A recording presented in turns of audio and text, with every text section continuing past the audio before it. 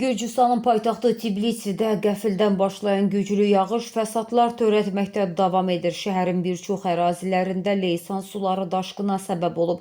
Küçələr tamamilə su altında qalıb. Magistral yollarda və daxili küçələrdə avtomobillərin hərəkəti demək olar ki, tamamilə dayanıb.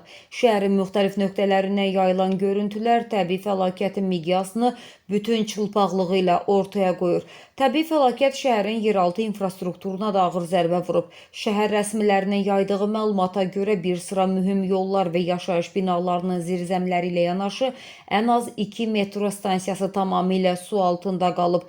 Yaranmış ciddi təhlükə ilə əlaqədar olaraq yerli hakimiyyət orqanları təcili bəyanat yayaraq paytaxt sakinlərinə zərurət yaranmadıqca evlərini tərk etməmək barədə ciddi xəbərdarlıq edib.